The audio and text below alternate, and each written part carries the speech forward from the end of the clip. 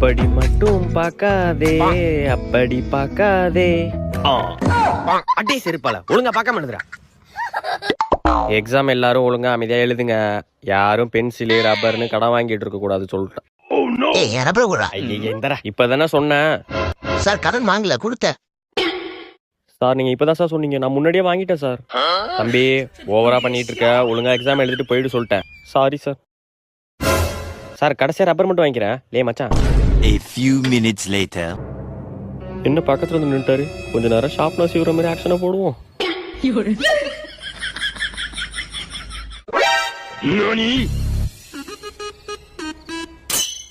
என்ன இங்கே நிக்கிறாரு, போக மாட்டாரோ?